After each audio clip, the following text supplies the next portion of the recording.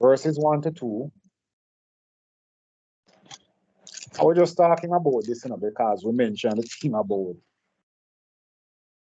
some of these women, and we are always trying, it's a problem with us because we started talking about Solomon and his desire to please these heathen women that he had taken up in violation of the law. And the point I was making as well was that Solomon's sins were presumptuous, right? Presumptuous sins, according to Numbers chapter 15, verses 30 to 31, as opposed to them being sins of ignorance, because the king is required to write out a copy of the law for himself. That's one. The king is required to write out a copy of the law for himself. That's one.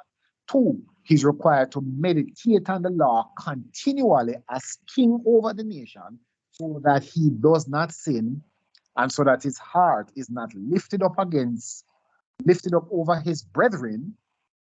And then thirdly, the Most High gave Solomon the greatest level of wisdom on the face of the earth. I don't know if maybe Adam had wisdom greater than Solomon at one point before he sinned. I don't know. But in this world, in the world on this side of the flood, Solomon was given the greatest wisdom. So how could he have done what he did? Having the greatest mind on the face of the earth and having the law to guide him. How could he have done such a thing? So anyway, Exodus chapter 13, 1 to 2. And Yah spake unto Moses, saying, sanctify unto me all the firstborn, whatsoever opens the womb among the children of Israel. And in some places we see it as matrix. Sanctify unto me, or set apart unto me, all the firstborn, and we know that the firstborn here is the firstborn sons, because we see it more specifically in other areas of the scriptures. Sanctify unto me all the firstborn, whatsoever opens the womb among the children of Israel. Should be really, that children there should be sons of Israel, both of man and of beast. It is mine, right? Both of man and of beast. It is mine, right? These passages kind of go a bit further, but so that we don't end up being too long, I kind of condense it, right? Same place in chapter 13. Jump over to 11 to 16. Elias, you want to read that for me? 11 to 16. No problem. 13, 11 to 16. Exodus 13, verse 11 to 16, and it goes, and it shall be, when Yah shall bring thee into the land of the Canaanites, as he swore unto thee and to thy fathers, and shall give it thee, that thou shalt set apart unto Yah all that openeth the matrix. Yeah. Pardon? No, man, you go ahead. Sorry. Wait. So let me go again, verse 12. That thou shalt set apart unto Yah all that openeth the matrix, and every firstling that cometh of a beast which thou hast, the male shall be Yah's. And every firstling of an ass thou shalt redeem with a lamb. And if thou wilt not redeem it, then thou shalt break his neck. And all the firstborn of mine among thy children shall thou redeem. Verse 14, and it shall be, when thy son asketh thee in time to come, saying, what is this? That thou shalt say unto him, by strength of hand Yah brought us out of Egypt from the house of bondage.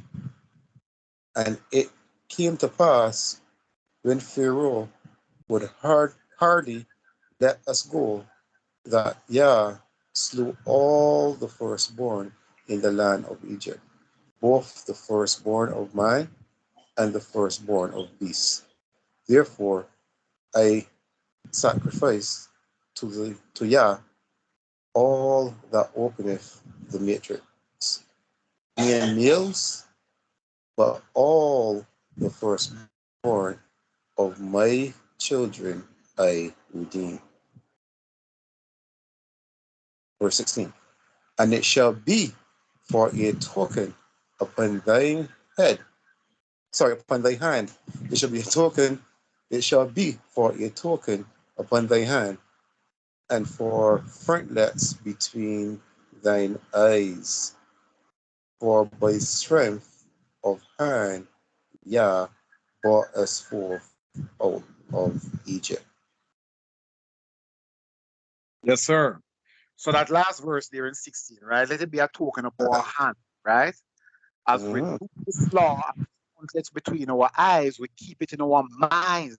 Don't let it depart, right? So we see here where the firstborn, the law pertaining to the firstborn is about the firstborn males, whether it be man or beast, they belong to the Most High, right? And it tells us about the whole thing about in verse 13, and every firstling of an ass thou shalt redeem with a lamb, and if you will not redeem it, then you shall break his neck. And all the firstborn of man among your children shall you redeem, right? So we don't kill our children, right? They are redeemed and dedicated to the Most High, right? Um, chapter 22, Exodus 22 and 29. I'll just read that since it's just verse. One verse. Exodus 22 and 29. You shall not delay to offer the first. See? First. Everything that is first is dedicated to the Most High. You shall not delay to offer the first of your ripe fruits and of your liquors, the firstborn of your sons shall you give unto me. Right? And of course, everything that we read a while ago in chapter 13, we said that the Most High is dealing with the firstborn. And as we go along, we're going to see the great importance of the firstborn and the birthright that is given to the firstborn and the authority that the firstborn has. So now we jump over to Deuteronomy 21, Deuteronomy chapter 21. And I want to read that, Deuteronomy 21, verses 15 to 17. Deuteronomy 21, verses 15 to 21:15 to 17, yes. Okay. Deuteronomy 21:15 to is a 16, right? No, 1:5 to 17. To 17, okay. Yeah. If a man have two wives, one beloved and another hated, and they have borne him children, both the beloved and the hated, if the firstborn son be hers that was hated. So verse 16, then it shall be when he maketh his sons to inherit that which he hath, that he may not make the son of the beloved firstborn before the son of the hated, which is indeed the firstborn. Verse 17, but he shall acknowledge the son of the hated for the firstborn by giving him a double portion of all that he hath. For he is the beginning of his strength. The right of the firstborn is his. The right of the firstborn is his, right? Or the birthright is specifically what he's talking about when he says that the right of the firstborn is his. So the firstborn son gets a double portion. It's not that he doesn't give his other sons anything, but they would be getting basically a half of what the firstborn son gets. So this firstborn son would get double what the other sons get, right? That is my understanding of it. If you brothers have any further insight or a better understanding, you can let me know as we go along, right? Because all of us learn, right? So here we see, if a man has two wives, what? So a man can have more than one wife, right? So people will say, oh, and it's always these women again. And some of these foolish men like them Christian, quasi-Christian Israelite brothers that were talking last night, right? Who always have a different spin on the Most High's laws. Most High says, if a man, this is what he told Moses to tell Israel, if a man has two wives, if a man can have more than one wife, one beloved and another hated. Do not make the son of the wife that he favors, as people have preferences. A man can have a special wife or a wife that he prefers above all the others. Same thing with his children. The Most High are favorites too. Israel is the Most High's favorite. The Most High has a lot of favorite. The Most High's favorite fruit on the vine is the grape.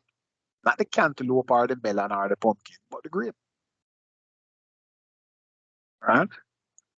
His favorite animals of the predators is the lion, and of the herds is the sheep. Most High has favorites as well.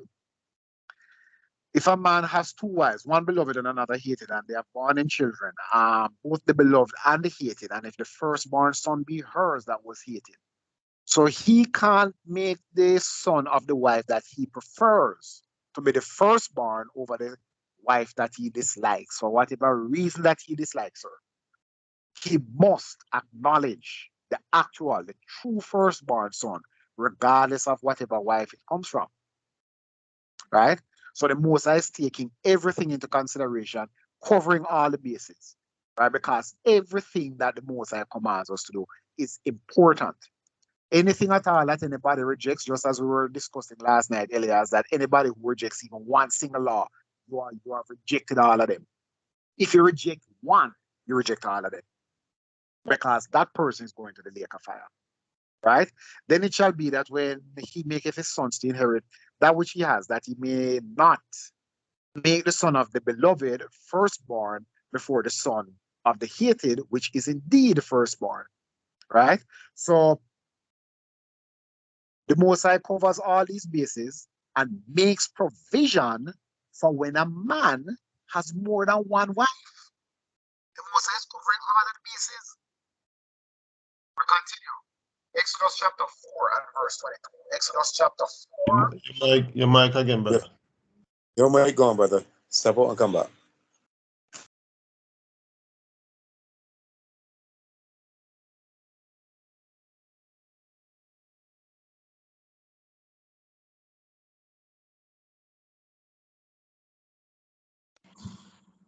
Testing. Yeah, man, you're good. Yeah, there you go. Yeah. Yeah, Exodus 4 verses 22 to 23. Exodus chapter 4 verses, let me read it because it's short. And you shall say unto Pharaoh. So now we're going to look to see that Israel is the firstborn son of Yah among the nations.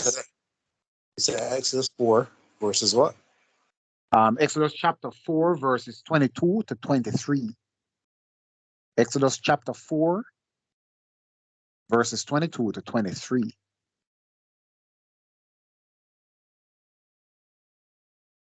You have it? Yeah, go ahead. Yeah, and you shall say, so this is the Most High giving Moses instructions, right? And you shall say unto Pharaoh, thus says Yah, Israel is my son, even my firstborn. And I say unto you, let my son go, that he may serve me. And if you refuse to let him go, behold, I will slay your son, even your firstborn. Right? So Israel being the firstborn among the nations, right? So I can remember when I was a Christian, Christians can never understand the scriptures. It is impossible because as we know, it all has to do with the law. Because the scriptures tell us that the Messiah is the Most High's firstborn son. Now we see that Israel is his firstborn son. And in another place, he says that Ephraim is his firstborn son. Right? So Christians can never understand what this is talking about. So Israel, being the Most High's firstborn son, has the birthright to rule over all the nations of the earth. If we continue to keep the commandments, if we continue to keep his laws faithfully. And he told us, as a result of Israel being his firstborn son, if we walked in righteousness, the profound blessings that would come upon us that we see in Leviticus chapter 26, verses 1 to 13, and Deuteronomy 28, verses 1 to 13, thereabout. That the fruit of the womb would be blessed of both man and beast. Any nation that comes against us would come against us one way and flee from us in 7 different directions. Right? And the blessings are pronounced, the power that would be given to Israel if we continue to walk in righteousness, being the firstborn of the Most High. This would be our birthright, where we rule over all the nations of the earth, and they would be tributaries and servants to the house of Israel. That's what it's saying here in verses 22 to 23, when the Most High says that Israel is my firstborn son. When Pharaoh would not let Israel go, the Most High told Pharaoh what the consequences would be if you continue to disrespect and dishonor the firstborn son of the Most High among the nations. He that is firstborn and has the birthright has a position of honor and authority and rule in the eyes of the Most High. That's why we say Levi teaching. Levi was, what should I say now? Was the intermediary then between the Most High and Israel.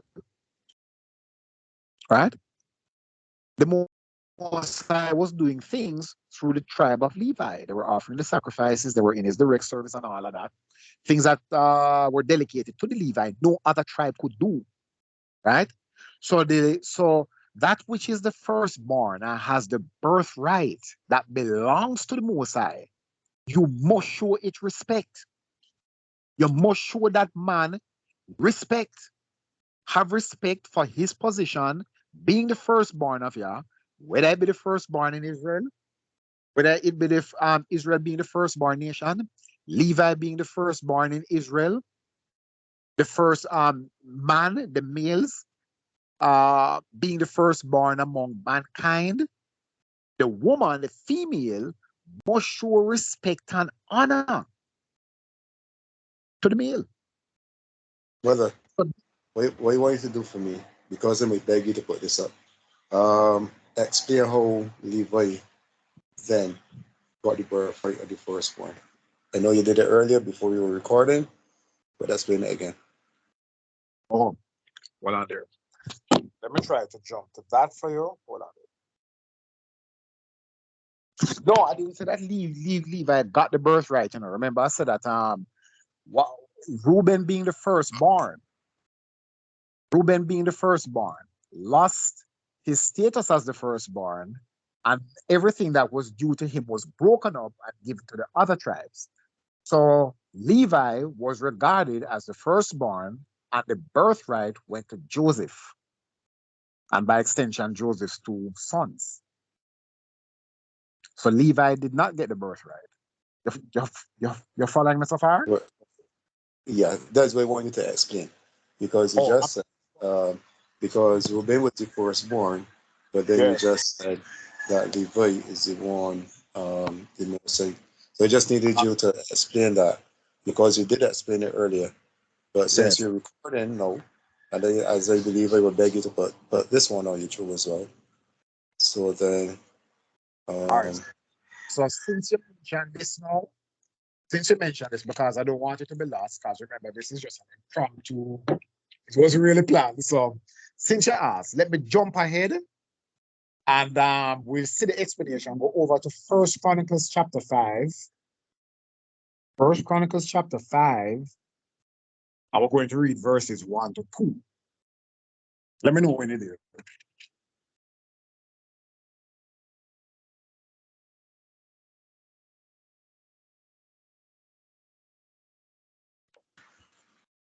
I'm there, brother. Go ahead. All right, so First Chronicles chapter 5.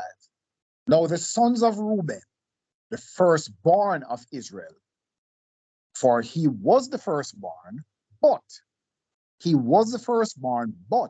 for as much as he defiled his father's bed, his birthright was given unto the sons of Joseph, the son of Israel. Right? So Reuben's birthright was given to Joseph. Why? Because of the crime that Joseph's brothers committed against him when they dishonored their father and did evil to their younger brother and sold him into slavery. And he ended up in Egypt eventually. He was sold to the Ishmaelites, I think, and the Ishmaelites sold him to the Egyptians. His father thought he was dead, and his father was grieving for a long time. And none of the brothers made their father aware of what they did to Joseph. So when all of this work came out into the open, the Most High gave the birthright to Joseph, right? So it says, but for as much, verse 1 again, the first part, but for as much as he defiled his father's bed, his birthright, Reuben's birthright, was given unto the sons of Joseph, the son of Israel. And the genealogy is not to be reckoned after the birthright. So Reuben is still the firstborn. Nothing can change that. He is the firstborn son, but he lost it. The same thing with Esau. Esau was the firstborn of Jacob and Esau. But we saw that Esau lost his birthright because the Most High hated Esau from the very outset. But it is only in the purview of the Most High. Man cannot change who the firstborn son is. Man has no authority to change that. But we see where the Most High does that.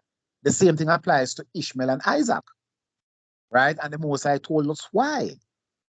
So even though Ishmael is the firstborn seed of Abraham, the Most High rejected Ishmael, right? So on the last part of the verse again, and the genealogy is not to be reckoned after the birthright.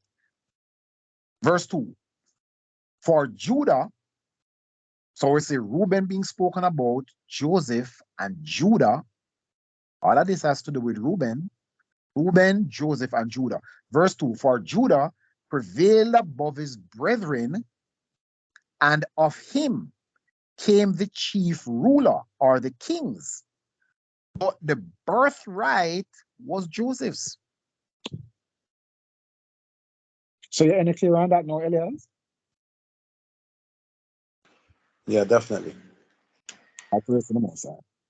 Yeah, I had that further down, but since you asked, I just wanted to bring that out early, right? Where were we at? We were at, so we had looked at Exodus chapter 4, verses 22 to 23 earlier.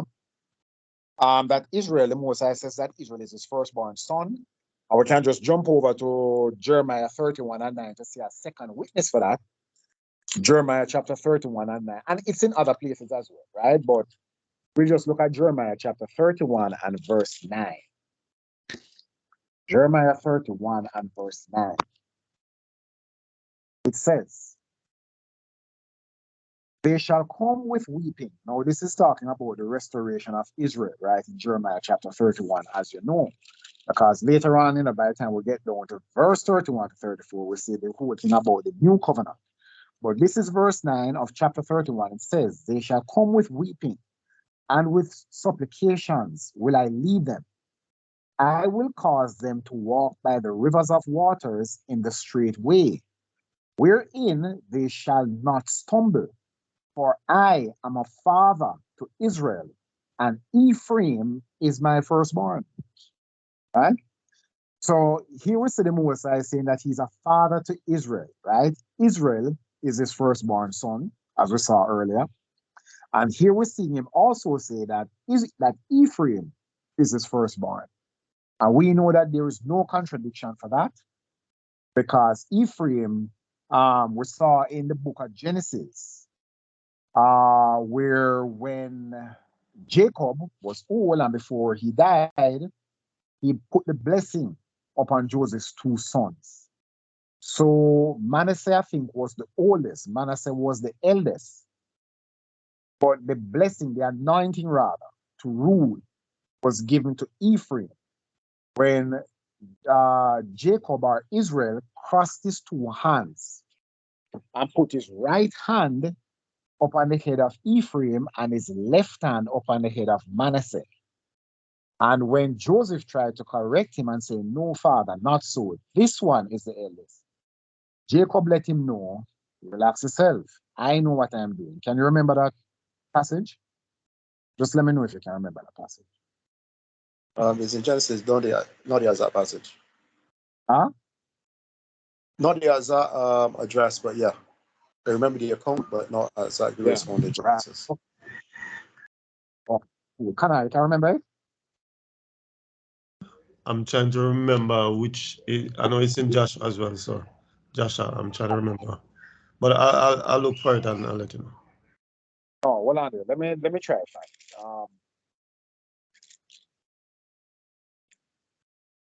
Hold on.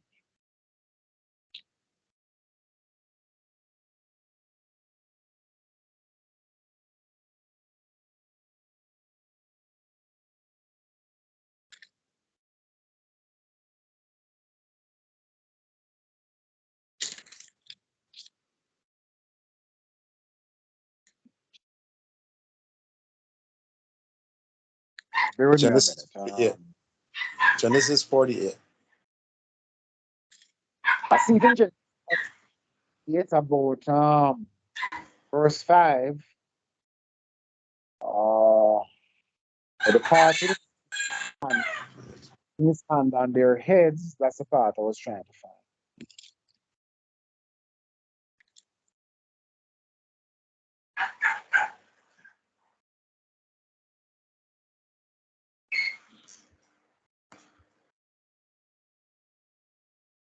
All right, maybe another time I can look for it, right? But Where you found it? see Where you saw it just now? Genesis 48 verses 5 to 6. Uh-huh. 49.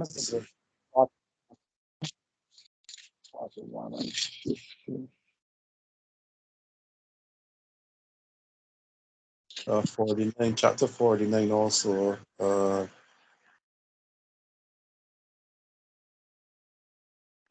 down to 19, brother. 48, 19, or 18. From 18. 49 This is 48, 18. It can be from 18 or 17 too. Either one. Yes. Thank you very much, brother. Thank you very much. I thought I had it highlighted, but I didn't. All right, so let me read from verse 17, right? This is Genesis 48, reading from verse 17.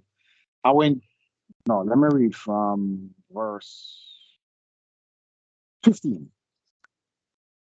Genesis 48 and 15. And he blessed Joseph and said, Elohim, before whom my fathers Abraham and Isaac did walk, the Elohim who fed me all my life long unto this day, the angel which redeemed me from evil, bless the lads, and let my name be named on them, and the name of my fathers Abraham and Isaac, because we know that Jacob had also adopted Manasseh and Ephraim and regarded them as his own sons. That's why they were numbered among the 12 tribes of Israel, right?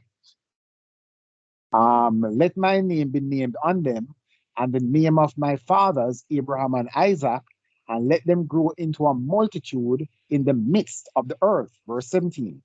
And when Joseph saw that his father laid his right hand upon the head of Ephraim, it displeased him, and he held up his father's hand to remove it from Ephraim's head unto Manasseh's head. And Joseph said unto his father, Not so, my father, for this is the firstborn, meaning Manasseh. For this is the firstborn, put your right hand upon his head. Verse 19, and his father refused and said, I know it, my son, I know it. He also shall become a people, and he also shall be great. But truly, his younger brother, on whom his right hand was, his younger brother shall be greater than he, and his seed shall become a multitude of nations. And he blessed them that day, saying, in you shall Israel bless, saying, Elohim make you as Ephraim and as Manasseh, and he set Ephraim before Manasseh. And Israel said unto Joseph, behold, I die, but Elohim shall be with you and bring you again unto the land of your fathers. Moreover, I have given to you one portion above your brethren. This is where Israel himself is telling Joseph, I've given you a double portion, the birthright. I have given you one portion above your brethren. Whatever his brethren got, Joseph got double. I've given you one portion above your brethren, which I took out of the hand of the Amorite with my sword and with my bow. All right. So First Chronicles chapter 5, as I said before, verses 1 to 2. And just going a little bit deeper to show the whole thing, with Ephraim. All right. And we looked at Jeremiah 31 and 9 already, right? Yeah. Yeah, man. Yeah. All right. Isaiah 63 and 16 as well. Let me just read that quickly. Isaiah 63 and verse 16. Doubtless you are our father. Doubtless you are our father. We're looking at the fact that Israel is the firstborn among the nations to the Most High. Doubtless you are our father. Though Abraham be ignorant of us, and Israel acknowledge us not, because they died before they saw Israel rise up as a nation. And Israel acknowledge us not. You, O Yah, are our father, our redeemer. Your name is from everlasting, right? So just adding, to what we had said before about Israel being the firstborn son of the Most High from Exodus chapter 4, verses 22 to 23. We'll jump over now to look at the men of Israel being the firstborn and are required to appear before Yah 3 times in the year. So Exodus chapter 23, verses 14 to 17. When you find it, Elias, can you read that for me, please? Exodus chapter 23, verses 14 to 17. All right. I got it. Yeah. 3 times thou shalt keep a feast unto me in the year. Thou shalt keep the feast of unleavened bread. Thou shalt eat unleavened bread 7 days, as I commanded thee, in the time appointed of the month Abib. For in it thou comest out of Egypt, and none shall appear before me empty. And the feast of harvest, the first fruit of thy labor, which thou hast sown in the field, and the feast of ingathering, which is in the end of the year, when thou hast gathered in thy labor out of the field. 3 times in the year all thy males shall appear before Yah Elohim. Yes, sir. So 3 times in the year, all the males need to appear before the Most High. Why?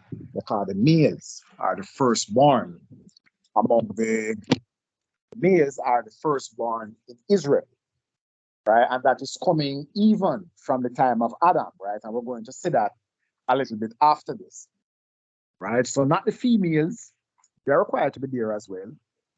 But the burden is on all the males. The males must appear before the Most High 3 times in the year because the males are the firstborn. We jump over to verse 34. Exodus 34, you can pick that up again, Elias.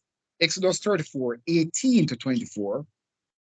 We're just showing now why the males need to appear before the Most High because of the law of the firstborn that we read earlier in Exodus chapter 13, where the Most High says, all the males in Israel that open the womb, that open the matrix, must belong to him. It is because of the law of the firstborn why the males need to appear before him 3 times in the year.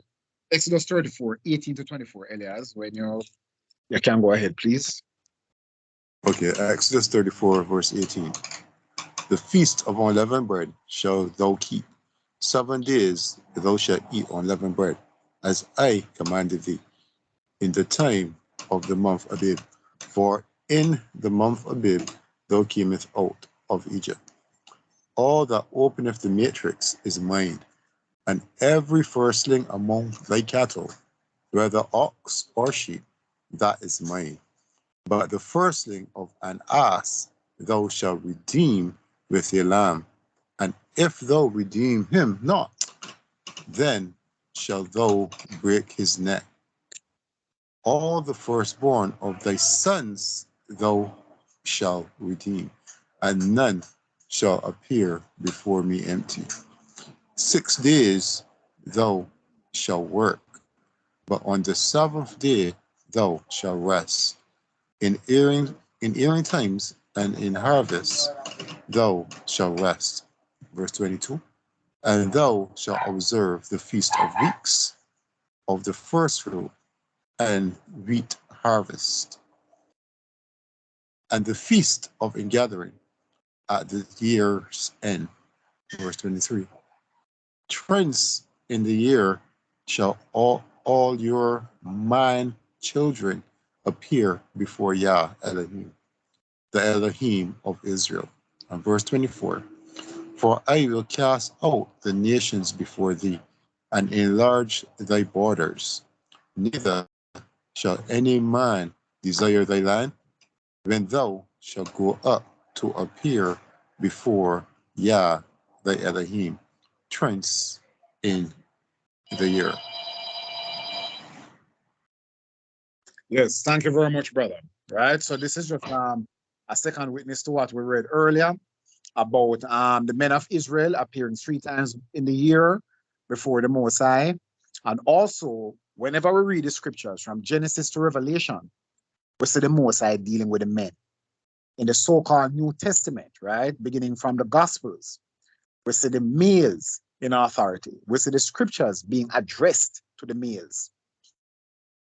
In the epistles, we see talking about like when the apostles are speaking, we see them saying, brethren, brethren, brethren, brethren. Why? Because the charge is given to the men of Israel, not the women. It is men that have the responsibility to keep law and order in Israel. And when a man gives up his birthright and allows women to do all sorts of things in his presence, the Most High is going to hold you accountable. Why? You have authority over her, and you allowed her to continue doing the things that she is doing. Right? And we can always talk after this. Maybe you, Elias, might have some insights on it as to how us as men today, apart from some strong rebuke that we may apply, what other remedy is there in scripture that we may have today?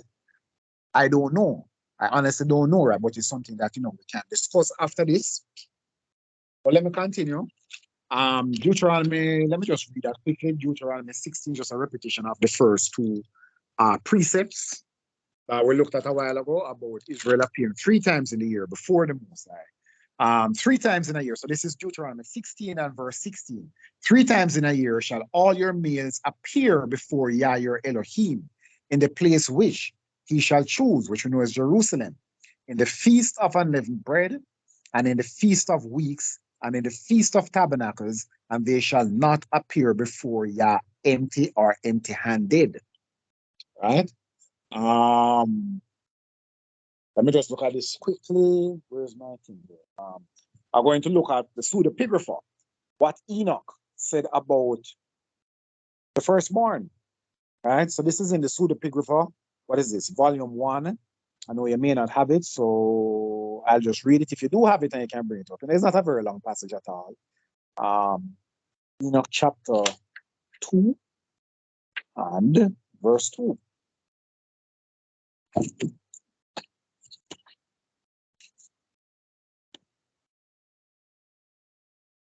Enoch chapter 2 and verse, oh, here it is.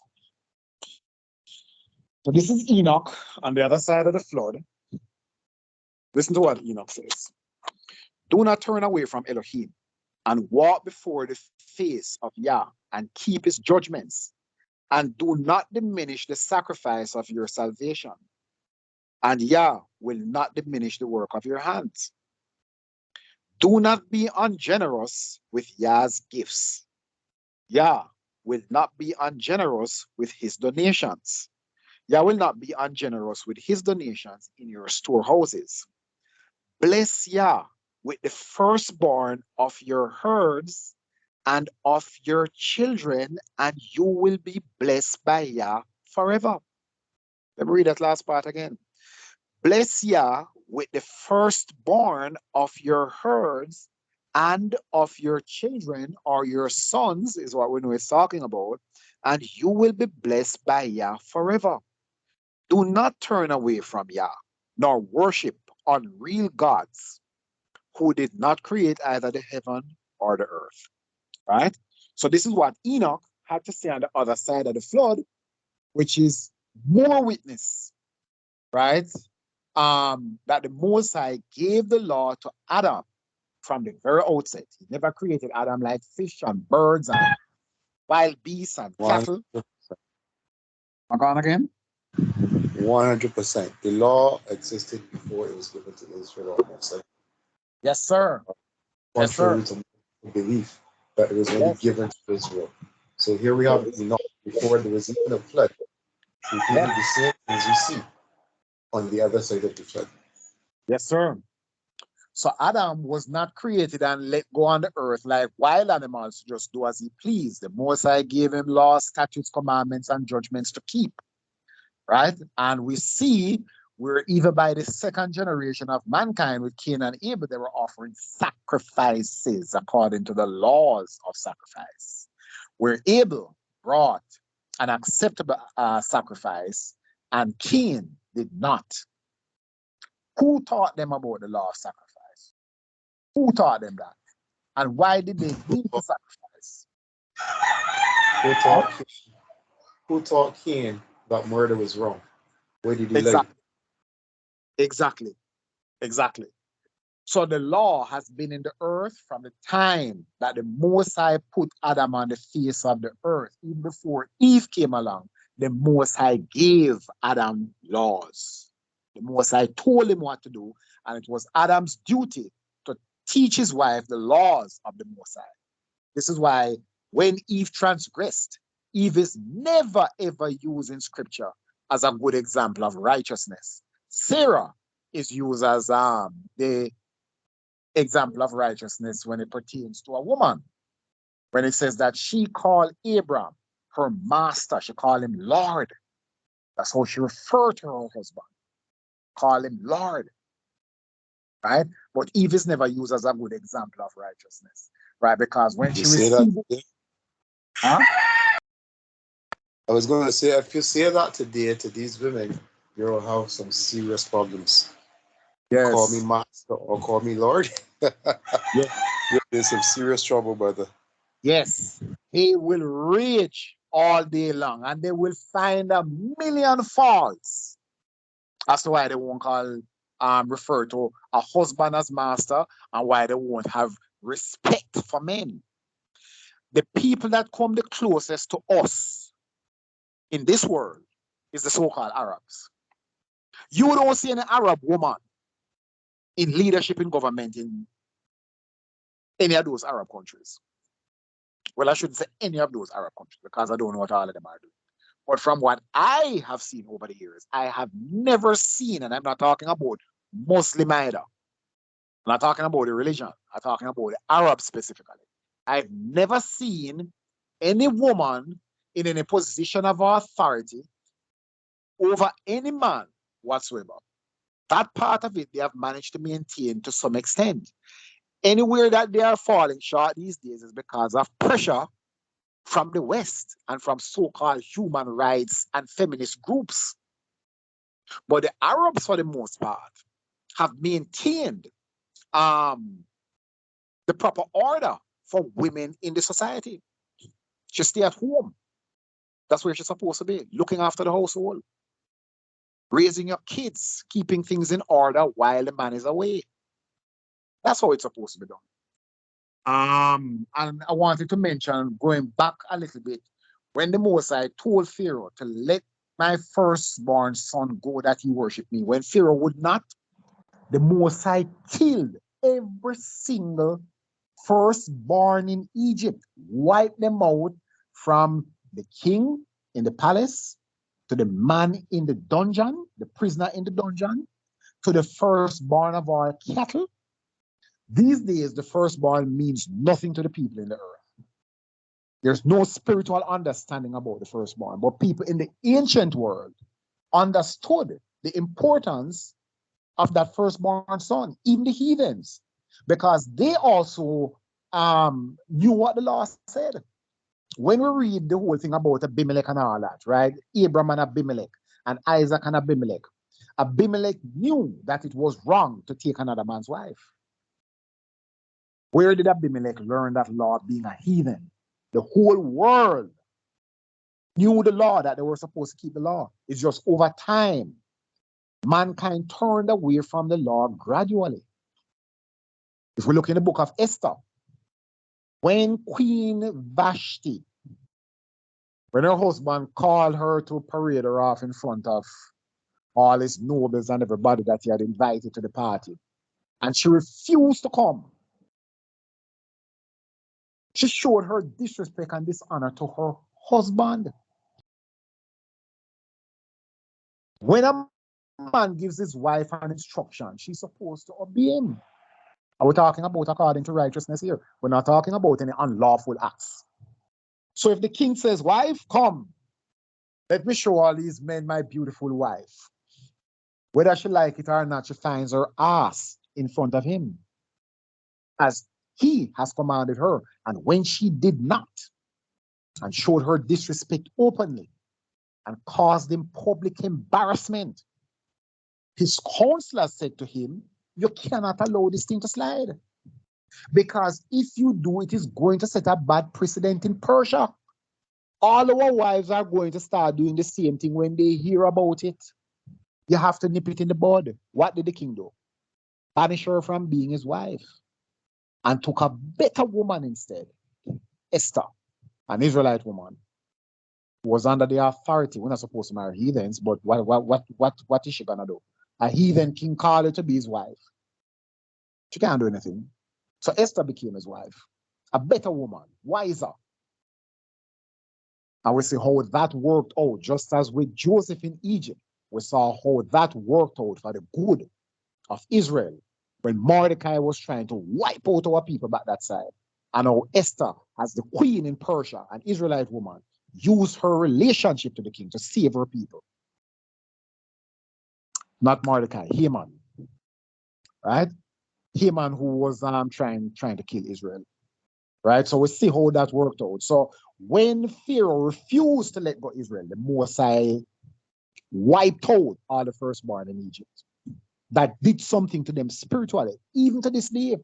From the time that the Mosai released those plagues upon Egypt and destroyed the firstborn and did all that he did back then, to this day, Egypt has never recovered.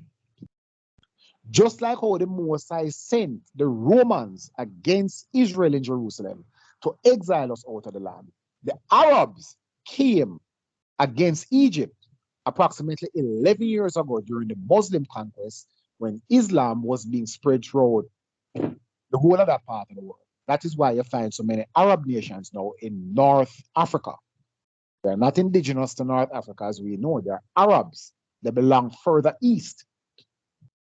So they came and displaced the Egyptians. The Egyptians are still there. They're in the southern part of Egypt, living in poverty and second-class citizens in their own land, just like how the Native Americans are second-class citizens in so-called USA and Canada today. And the Maoris, M-A-O-R-I-S, are second-class citizens in New Zealand, in their own country. And the Aborigines of Australia are probably second or third-class citizens in their own country in Australia. Why? They were not keeping the law either. So all nations that are not keeping the law, the Most High uses one wicked, more powerful nation to destroy a weaker, wicked nation. And then in the end, the Most High destroys that powerful nation as well. Right? So to this day, Egypt has never been itself. People only know about ancient Egypt because of what they see in the tombs, the hieroglyphics and the walls. And what you find out is that these pale-skinned Arabs are trying to make themselves out to be the original Egyptians. They are claiming to be the, huh? I was looking this up just this week. So they're telling you now that the Egyptians were multicultural or multicolor. Yes, so they were black, yes, white, and brown. Yes. Yes. They will tell you that the light-skinned Egyptians were living in northern Egypt, and the southern part of Egypt was where the black-skinned Egyptians lived that never did anything at all. It was the white-skinned ones that did everything, that built pyramids and all the rest of it. And depending on who you're listening to or what you're reading, they will tell you that the pyramids were built by the Greeks, because the Greeks had invaded Egypt at one time and they were there for a while. And they will tell you that all the great things in Egypt were done by the Greeks, depending on what you're reading or who you're hearing it from. But what they try to do is to exclude everything, everybody with melanin. They try to wipe us out of history, whether it would be the Israelites or the Egyptians, right? They try to wipe every single thing. All right. So one other thing is the Greeks. You got to remember, the Arab took over Egypt after the Greek Empire, because the Arab Spring, or what you call the Crusades, that happened on the Rome. So while the Greeks were ruling, the Arabs were not in Egypt as yet. So they took over Egypt with what they call the Crusades, because at that point in time, Rome was ruling the world and Rome was controlling Egypt. So the Crusades, where the Arab came and fight against the Christian, what they call the Crusades today, that is where the Arabs would have gained control of the land in Egypt. Right. So the Christians were defeated and the Arabs prevailed in that part of the world. They did not prevail in Europe. They were over there in Spain as well, because the so-called Moors were Muslims. They were Muslims as well. But yes, the Arabs prevailed in Egypt, and that's why they're still there today. Right? So, well, on there. All right. So we're looking now at another point. I'm just going to wrap up shortly. Oh, Numbers chapter 3, verses 11 to 13. Numbers chapter 3, verses 11 to 13. Kana, you want to read that? Numbers chapter 3, verses 11 to 13. And this now we're going to look at Levites being the firstborn among the 12 tribes. Right? This is what we're going to look at now. So Numbers chapter 3, verses 11 to 13. When you find it, you can start reading. And Yah spake unto Moses, saying, And I, behold, I have taken the Levites from among the children of Israel instead of all the firstborn, that openeth the matrix among the children of Israel. Therefore, the Levites shall be mine. Verse 13, because all the firstborn are mine. For on the day that I smote all the firstborn in the land of Egypt, I hallowed unto me all the firstborn in in Israel.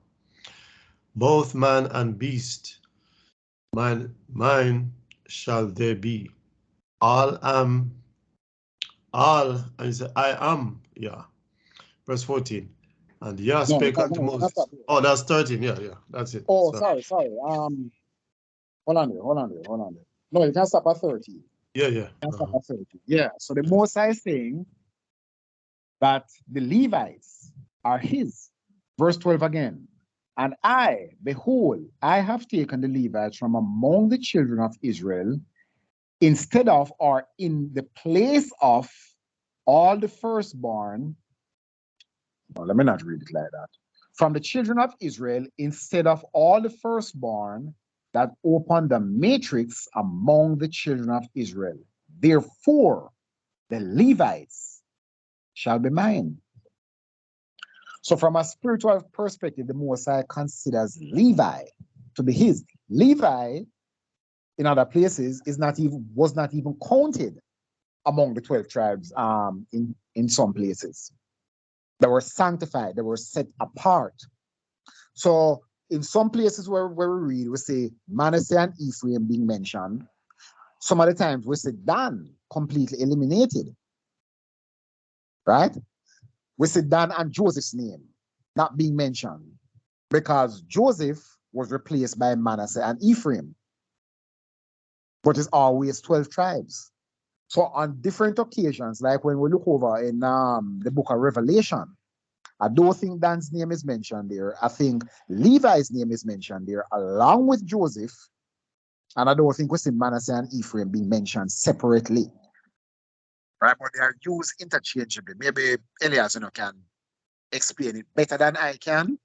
But here the Moses is saying that he is considering Levi to be his. Right? And Levi is being considered as the firstborn to him. So the Levites, all the other tribes, were supposed to bring the tithe to the tribe of Levi.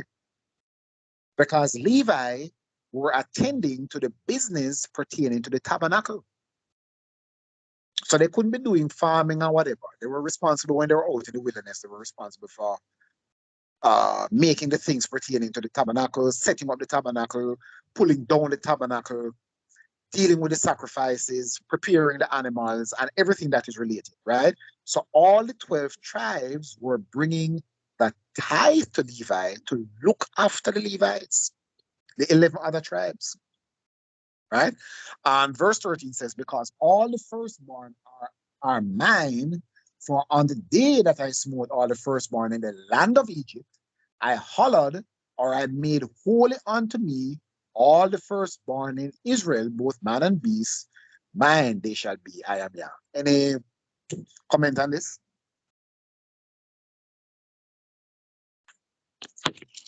No, brother. No. All right. So in the same Numbers chapter 3, we're moving over to verses 40 to 51. You want to read that, Kana? Same chapter 3, but read verses 40 to 51. 40 to 51. Yes. All right. So, and Yah said unto Moses, number all the firstborn of the males of the children of Israel from a month old and upward, and take the number of their names. Verse 41, and you shall take the Levites for me, I am Yah, instead of all the firstborn among the children of Israel, and the cattle of the Levites, instead of all the firstling among the cattle of the children of Israel. Pause there. Yes. Pause there. So here we see a second precept to what we just read a while ago from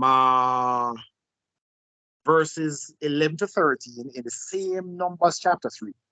Here we see a second precept as witness to that first one, where the Moses is saying again in verse 41 that the Levites are for him.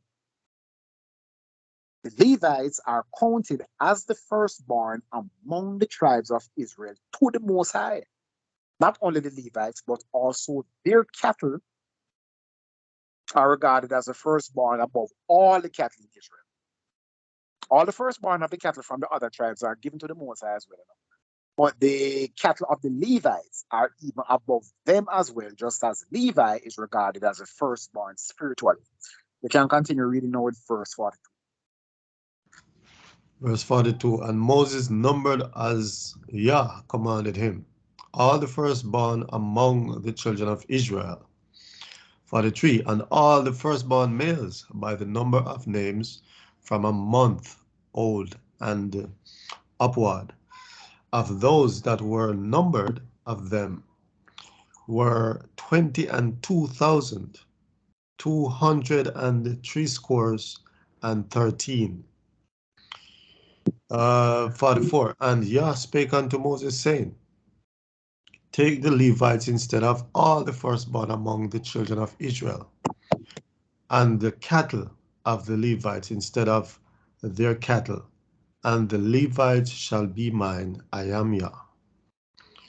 Verse 46, and for those that are to be redeemed of the 203 score and 13 of the firstborn of the children of Israel, which are more than the Levites.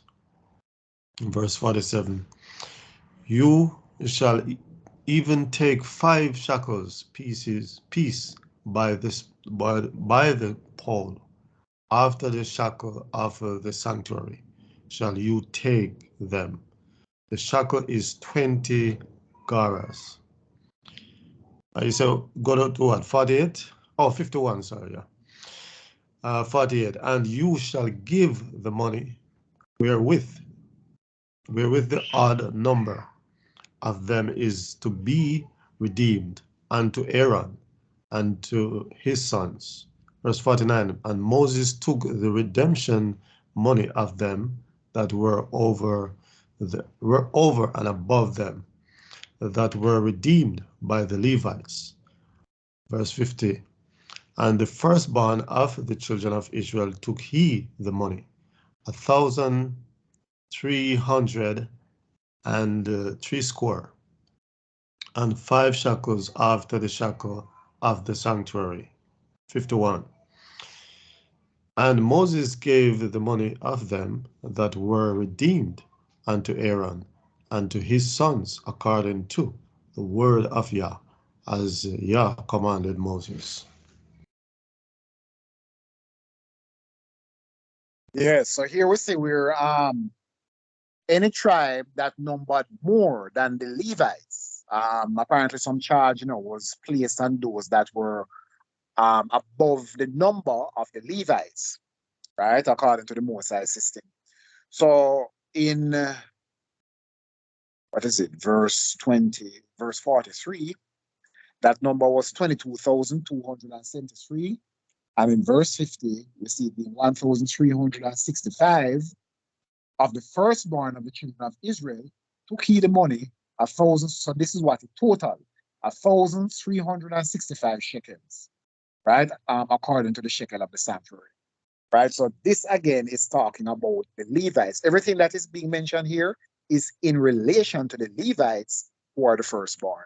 All right. So I just wanted to establish that Levi is regarded as the firstborn. We're looking at the whole importance of the firstborn, whether it be mankind, the males being the firstborn over the woman, Israel being the firstborn of nations, and the birthright and the authority that it has, the Levites in Israel, the male children in Israel, the cattle being the firstborn. We're looking at the importance of the firstborn, right? Let's jump over to Genesis chapter 27. Genesis chapter 27, verses 1 to 29. We're going to look at Isaac's blessing upon his firstborn son. So Genesis chapter 7, 1 to 29. Elias, you can read that for me, please, when you find it, my brother. Genesis chapter 27. Genesis chapter 7, 27, 1 to 29. No problem, brother. So Genesis 27, verse 1. And it came to pass that when Isaac was old and his eyes were dim, so that he could not see, he called Esau, his eldest son, and said unto him, My son. And he said unto him, Behold, I am here. And he said, Behold now, I am old, and know not the day of my death. Now, therefore, take, I pray thee, a weapon. Let me read that again. Now, therefore, take, I pray thee, thy weapons, thy quiver, and thy bow, and go out to the field, and take me some venison, and make me severe meat, such as I love, and bring it to me, that I may eat, that my soul may bless thee before I die. And Rebekah heard when Isaac spake to Esau his son. And Esau went to the field to hunt for venison, and to bring it. Verse 5. And Rebekah spake unto Jacob her son, saying, Behold, I heard thy father speak unto Esau thy brother, saying, verse 7, sorry, that was verse 6. Verse 7, Bring me venison, and make me savory meat, that I may eat and bless thee before my death. Now therefore, my son, obey my voice according to that which I command thee. Go now to the flock, and fetch me from thence 2 good kids of the goats, and I will make them savory meat for thy father, such as he loveth.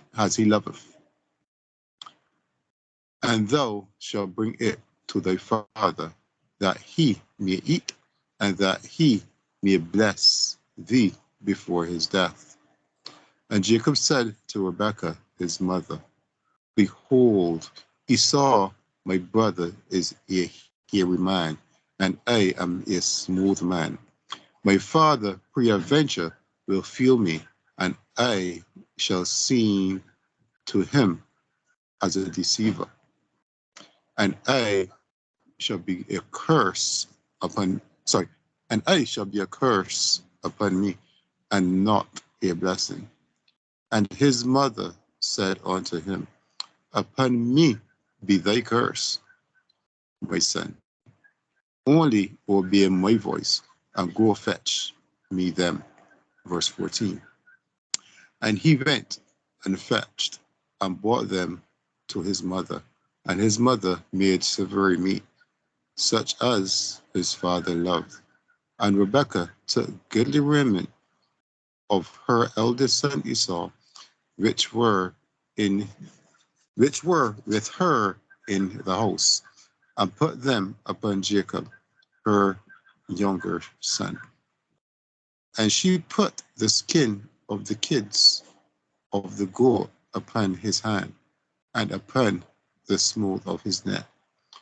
She gave the savory meat and the bread, which she had prepared, into the hand of her son Jacob.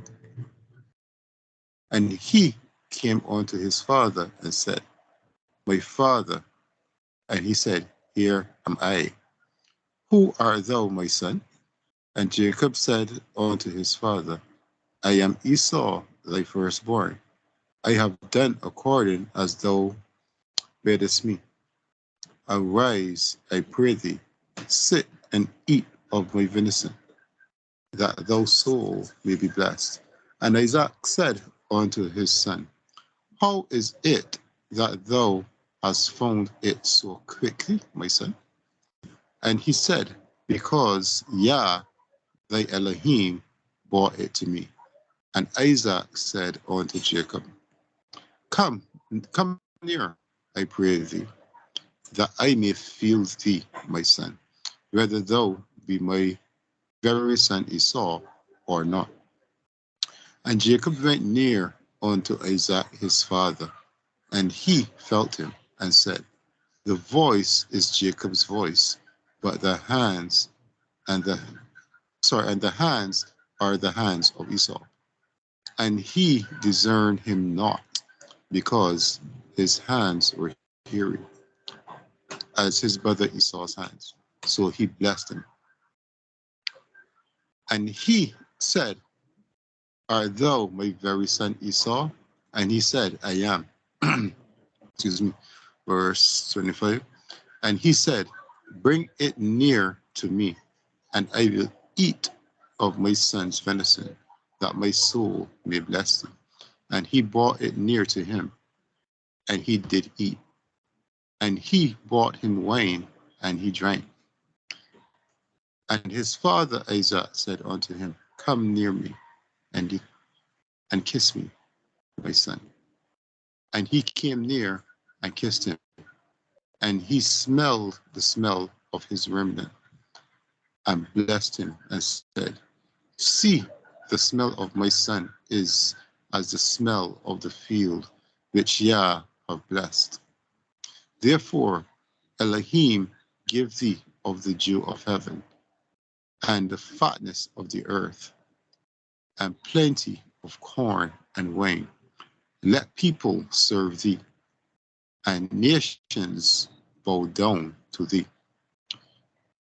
Be Lord over thy brethren, and let thy mother's sons bow down to thee. Cursed be everyone that cursed thee, and blessed be he that blessed thee.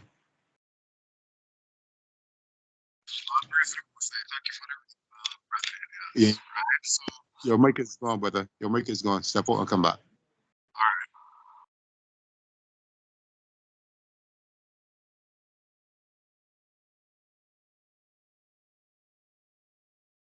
That was kind of bold, though.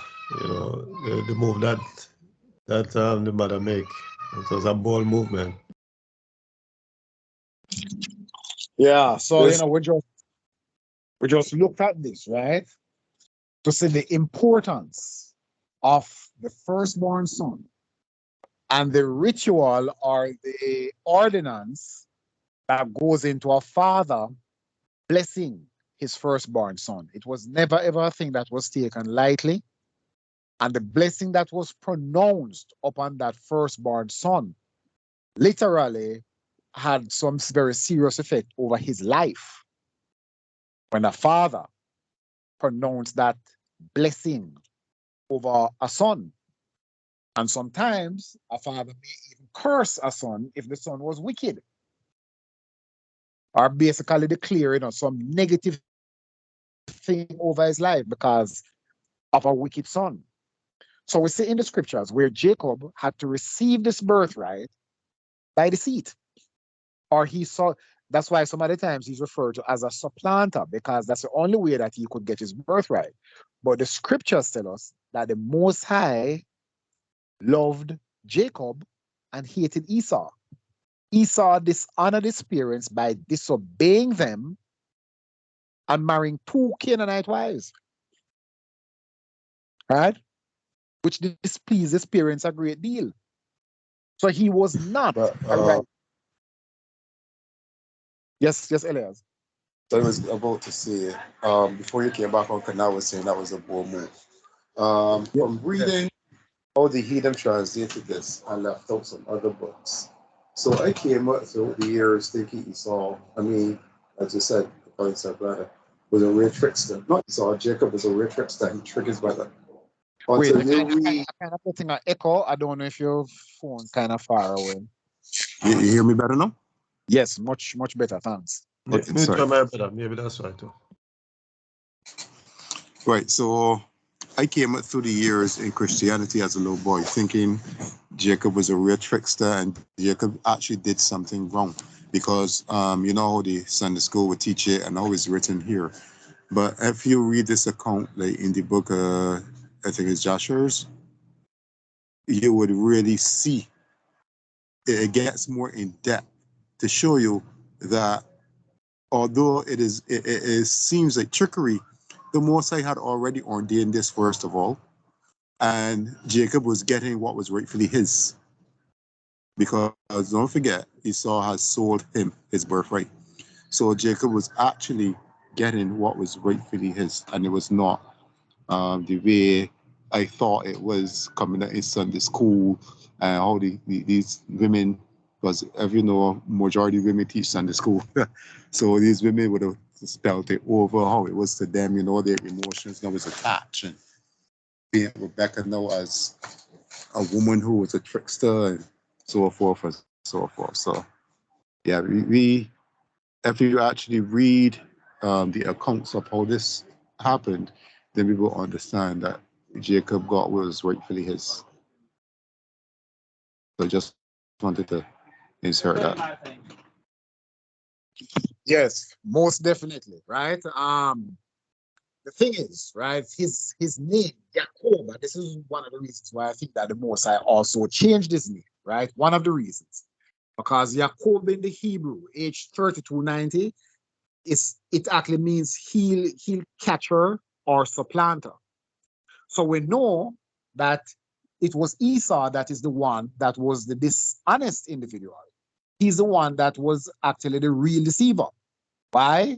Because he sold his birthright to his brother, like you rightfully said. He sold his birthright to his brother earlier.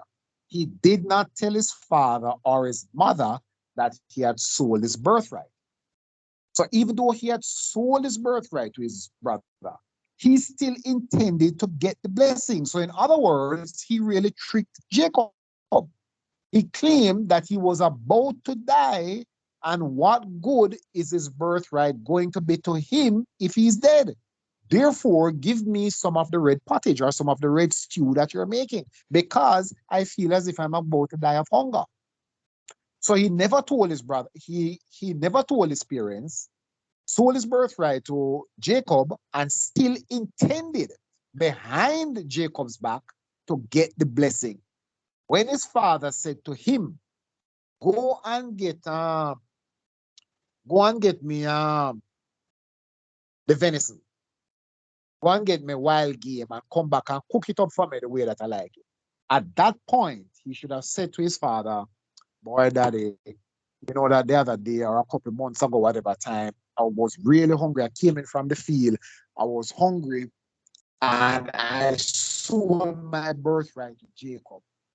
Right? He is the one that is supposed to really get the blessing of the birthright because I sold it to him. I didn't tell it to you. I didn't tell mommy because I was so ashamed when I look back at what I did. I was ashamed and I was afraid to tell you. But to be honest, the birthright really belongs to Jacob. He never did that. And so that is why Jacob, in order to get the birthright, had to do what he did. And his mother, I believe that, is a spirit of the Most High that spoke to the mother to get her to do what she did to ensure that Jacob got the birthright. So, brother, you ever read this account in Joshua's? Yeah, man, I remember reading it a long time ago, yeah. Right. So you remember no Abraham, because how they have it, Abraham would have interaction both with Esau and Jacob. And Abraham himself blessed Jacob. And you're breaking it.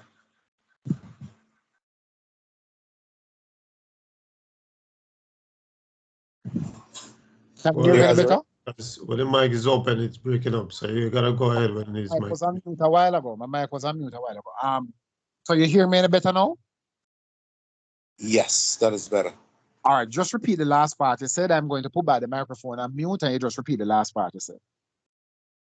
Right. So I was telling you, in the account in Joshua's, where Abraham had interaction both with Esau and Jacob, and Abraham blessed Jacob in front of his parents. So even from then, before the selling of the birthright, Abraham had already blessed Jacob and already had pronounced a blessing upon him. But I don't forget when Abraham died, Jacob was actually on his bosom laying down when Abraham died. So, and Jacob was more of the favorite to Abraham. So it goes even beyond what we see in Genesis. Okay, I see what you're saying now. I see what you're saying now. Oh, that Abraham, yes, that Abraham had pronounced the blessing upon Jacob before. Okay, yes, I didn't remember that part.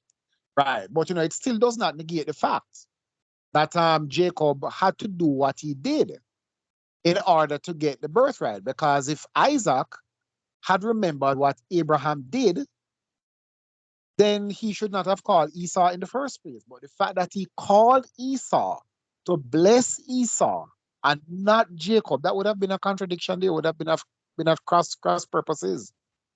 Right? But the purpose of that is to show that Rebecca remembered. Right. So Rebecca remembered and doing what she did, and even Jacob doing what he did, right, would still amount to him basically deceiving his father in order to get the birthright. Because it was still Jacob's intention, it was still Isaac's intention to put the blessing upon Esau. That was what Isaac still intended to do. And so to derail him with that, that is why the mother and Jacob had to take that course of action. If Isaac had known that that was the case, he probably would not have pronounced the blessing upon Jacob.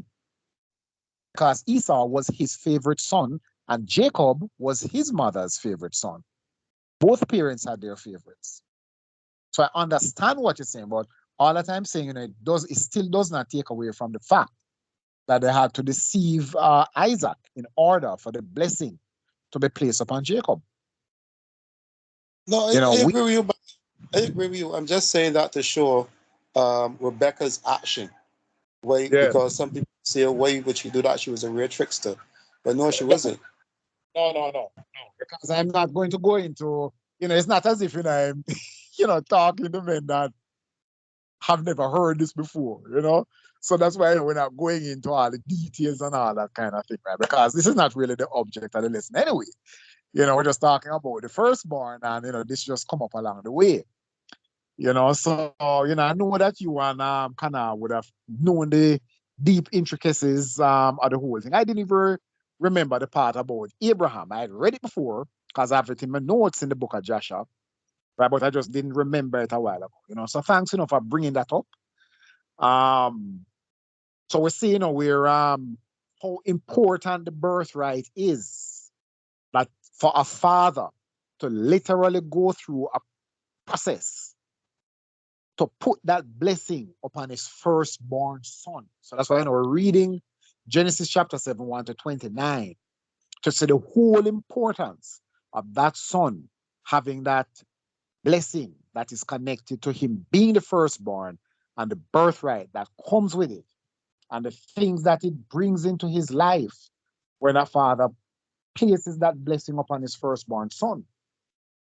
We're jumping over now to, hold on a brief minute here, Genesis 49. Genesis 49, we're still in Genesis 49, verses 1 to 3. Let me just read that because it's short, right? Genesis 49, 1 to 3. And Jacob called unto his sons and said, gather yourselves together, that I may tell you that which shall befall you in the last days. Gather yourselves together and hear ye, sons of Jacob, and hearken unto Israel your father. Reuben, you are my firstborn, my might, and the beginning of my strength, the excellency of dignity, and the excellency of power. Let me go down to verse 4. Unstable as water, you shall not excel. This is why I said earlier, the father can pronounce a blessing or even something negative. If the son was a wicked son, the father can pronounce something negative and it will impact that son's life and the lives of his children after him. Right? Unstable as water, you shall not excel. And the father tells him why. Because you went up to your father's bed, you defiled it. He went up to my couch. Reuben had sex with his father's concubine. A sin that is punishable by death.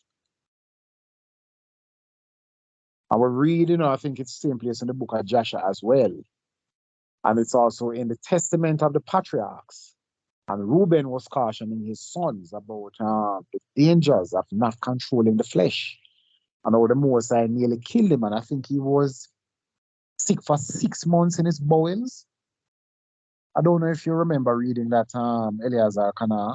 He was sick for 6 months in his belly, in his bowels. The Mosai caused a disease to come up and affect his lower parts. And it was his father, Jacob, that interceded for him in prayer. And that's how the Mosai spared his life. Because the Mosai was going to kill him. And he suffered unbearable pain for 6 months. But Jacob interceded for him. And that's how the Mosai repented from killing him. And he was telling his sons about the dangers of sexual sins and not controlling the flesh. You can remember that? Yeah. That's in the same book of Joshua, right? Yes, I think it's yeah. Yeah. I think it's in the book of Joshua, but it's also in the pseudepigrapha. I think it's in Testament of the Patriarchs. I think that's what it's called. Yes, Testaments of the 12 Patriarchs. Right, very interesting to read it. What each of the 12 patriarchs had to say to their sons before their death. Right, the things that they learned, the spiritual lessons that they learned, and the admonishment that they gave to their sons before they died. Right. Moving on. So this was Genesis 40. Now we're just looking again, at the father, what he had to say to the firstborn son, and in this case specifically Reuben. That's why I never went any further, right? Because it's really talking about all the 12 tribes, right? But specifically we wanted to see that, the blessings, whereas normally blessings that are attached to the firstborn son, we do not see that blessing being attached to Reuben. And as we read earlier in 1 Chronicles chapter 5, how what was meant for Reuben was distributed among Levi and Joseph and even Judah, right? So we looked at 1 Chronicles chapter 5 already, Elias, when you had asked for some explanation. And now we looked at it before, but we can just look at it one more time. Jeremiah chapter 31 and verse 9, when the Mosai said that Ephraim is my firstborn son. He said it in a couple other places as well. But just to look at it quickly, Jeremiah chapter 31 and verse 9. Let me just read that since it's just one. They shall come with weeping, and with supplications will I lead them. I will cause them to walk by the rivers of water in the straight way, wherein they shall not stumble. For I am a father to Israel, and Ephraim is my firstborn. Right? In verse 10, it goes on to say, hear the word of Yah, O ye nations, not religions, and declare it in the isles afar off, and say, he that scatters Israel will gather him and keep him as a shepherd does his flock. Right? Yeah, kind of stop there. Genesis chapter 1, we're going back to the very beginning. And look at Adam being male is the firstborn among mankind, and has the birthright and the rule over the female which came after him. So we jump over to Genesis chapter 1, verses 26 to 28. Elias, I can just quickly read that as soon as I find it for me, because we're going to look at a couple more passages. And there were some close out, right? So okay. Genesis chapter 1, verses 26. Genesis chapter 1, yes. Verse 26. And Elohim said, let us make man in our image, after our likeness, and let us see. Let me see, you can hear me better now, right? Oh, God. So let me start over. This is Genesis 1, 26. So Genesis 1 and 26. And Elohim said, let us make man in our image, after our likeness, and let them have dominion over the fish of the sea, and over the fowl of the air, and over the cattle, and over all the earth, and over every creeping thing that creepeth upon the earth. So Elohim created man in his image, and In the image of Elohim created he him, male and female created he them. You said to verse 29?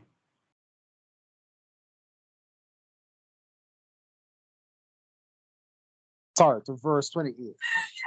28, okay. So verse 28.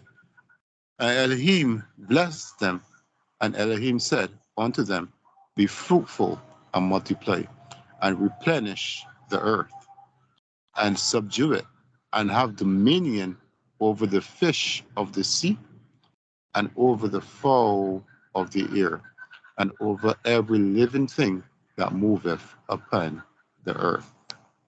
All right, so the Most High is saying now, it's talking generally about the creation of mankind, right? Male and female, they're going to rule the earth, but the details of it, we're going to see it being broken out in detail as to the roles of each of them, right? So we jump over now to Genesis chapter 2. Just flick over to Genesis chapter 2, read from verse 5 to 8. Genesis chapter 2, verse 5 to 8. Genesis 2 and 5. And every plant of the field before it was in the earth, and every herb of the field before it grew. For Yah Elohim had not caused it to rain upon the earth, and there was not a man to till the ground. But there went up a mist from the earth, and watered the whole face of the ground. And Yah Elohim formed man from the dust of the ground, and breathed into his nostrils the breath of life, and man became a living soul. Verse 8. And Yah Elohim planted a garden eastward in Eden, and there he put the man whom he had formed. So the verse 8, right? All right. Yes, yes. So that's fine, right? So up to this point, we say man, the male being formed. Eve was not yet created. We say Eve being created later on, which we're going to read after this. But up to this point, the man is created. He is the firstborn of the male and the female. The law of the firstborn applies to everything that comes first. Everything that comes first is dedicated to the Most High. It must be respected, must be reverenced, it must be honored. So when women say that they don't see any law like that in the book of Genesis, the breakdown of it is in the other passages that we had. This is why the scriptures are studied by precepts and witnesses, right? And this is why we didn't really start here at first. We looked at the law of the firstborn and then brought it back to that which was created first, that which is dedicated to Yah. And this is why we also see why all the males in Israel have to be dedicated to the Most High. There are laws specifically for Israel, but in general, for mankind, this is why when a man marries a woman, the woman takes his name. His children take his name. The man is the head of the house. The man rules, right? So we jump over now to same place in Genesis chapter 2. Let us read from verse 15 to 25, Elias. From verse 15 to 25, we're going to see the purpose of the woman. So the man was created first. The law of the firstborn pertains to the man. We're going to read now and see the purpose of the woman, that she is created to be a servant or a helper to the man, to accomplish all the things that the Most High commanded the man to do. She is just his assistant. She cannot rule over him. She's not his equal. She's not his equal. She cannot rule over him. And we're going to look into some more details of it in the so-called in the epistles, where you can go ahead, Elias, and read those 10 or 11 verses from verse 15 to verse 25, please. Okay, Genesis 2 and 15. And Yah Elohim took the man and put him into the garden of Eden to dress it and keep it, and to keep it. And Yah Elohim commanded the man, saying, of every tree of the garden thou mayest freely eat, but of the tree of the knowledge of good and evil thou shalt not eat of it. For in the day that thou eatest thereof, thou shalt surely die. And Yah Elohim said, it is not good that man should be alone. I will make him an helpmeet for him. And out of the ground, Yah Elohim formed every beast of the field and every fowl of the air, and brought them unto Adam to see what he would call them. And whatsoever Adam called every living creature, that was the name thereof. And Adam gave names to all cattle, and to the fowls of the air, and to every beast of the field. But for Adam there was not found an helpmeet for him. And All right, so Yah, you can just pause. Wait. You can just pause there a little bit. So verse 18 tells us that Yah Elohim said it is not good. So before this, only the man was here. The female, the woman, did not yet exist. Mosai was talking to Adam, giving him instructions. The woman was not here. She came after. And she came after because Yah said, it is not good that the man should be alone. I will make him a helpmeet or a helper suitable to him, or I will make him an aid, an assistant to help him. Help him to do what? Multiply and fill the earth. To assist him, to be his companion, to accomplish the things that the Most High gave to him. The last part of verse 20 says, but for Adam, there was not found a helper suitable to him. So you can continue now, Elias, with verse 21. yes. So, why does this do that? Let's jump all the way back to verse 1. 1 second. That's verse 20. Verse 21. And Yah Elohim caused a deep sleep to fall upon Adam, and he slept. And he took one of his ribs and closed up the flesh instead thereof. And the rib which Yah Elohim had taken from man made he a woman, and brought her unto the man.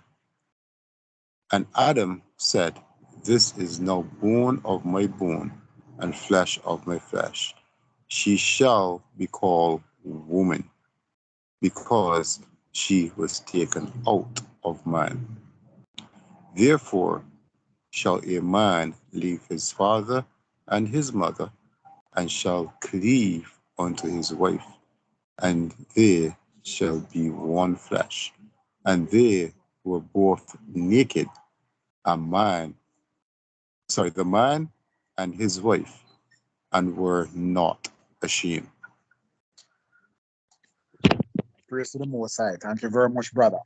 So just as the three of us came out of our mother's womb, we were taken from our mother.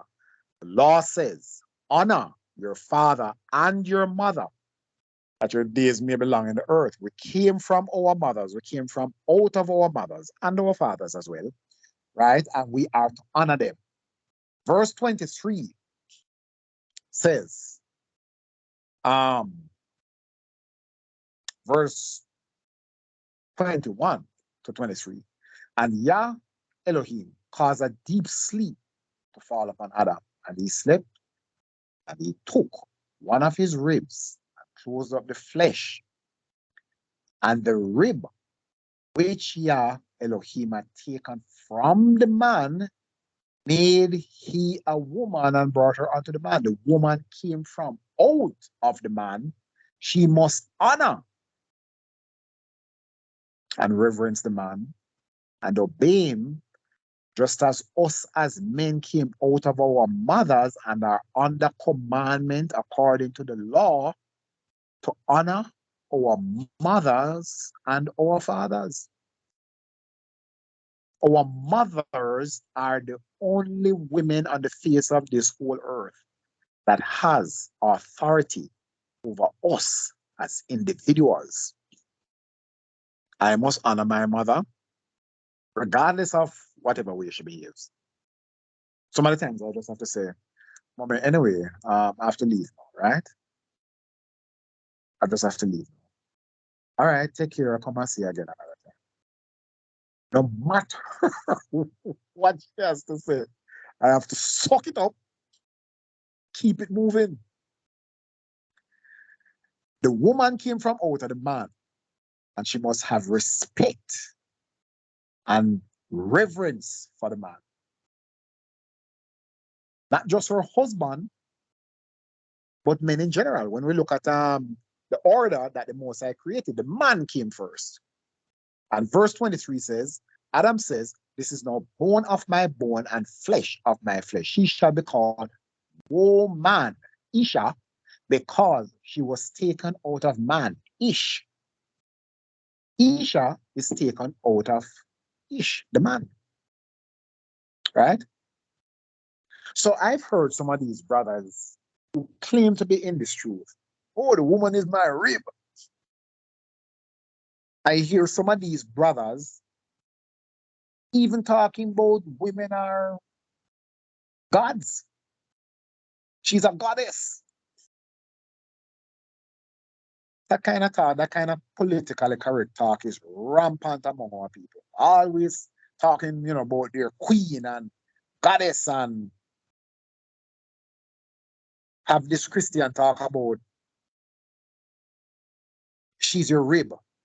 She came from your side, which means that she's equal to you. The Most High didn't take a bone from out of Adam's head or out of his foot.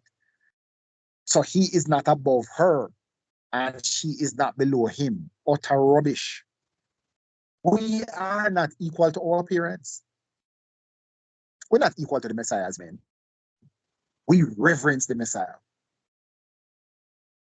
The Messiah reverences his father. Us as men reverence the Messiah. Children are called to reverence their parents, their father and their mother. Servants are called to have respect for their masters. In that whole chain of command, the only one that thinks that they have the right to step out of line, to be disrespectful and to dishonor that which is their head is the woman. She is the only one in that order named out a while ago that thinks that she has the right to usurp the authority of men, to be disrespectful, to bring their mouth to us and to cuss us out. Just as how the son cannot cuss out the father, no man can cuss out the Messiah, regardless of what the so-called anti-messianics have to say. No man, none of us who know who the Messiah is can cuss out the Messiah or make ourselves equal to him. No child can make themselves equal to their parent. No servant can make themselves equal to their master. Why is it that the woman thinks that she is the only exception? And any man who thinks that he can make a woman equal to him, she's not going to consider herself equal to just him. She's going to consider herself to be equal to all men that she comes across, and she's going to deal with us accordingly to the way that she thinks. She's going to be disrespectful. You speak to her, she's not going to obey. She's going to brush off what you say and use any word some of the times that comes to her mouth to address us and to even speak to us as if she would speak to her own son or her own daughter. We must not allow that, regardless of what they have to say. We must never ever stand for any of that or tolerate it in any way whatsoever. Jump over to Genesis 3 and verse 16, Elias, please. Genesis 3 and verse Okay. 16. But before you move there, though, to the point you're making here, woman in chapter 2 from verse 21 was never given identity. In other words, Adam just called her woman. She was not even named. So she had no identity outside of Adam or outside All of the right. man. Okay. Thank you, brother. But what you mean to that she never had it? Oh, you mean her name, Eve. Your mic, just your mic.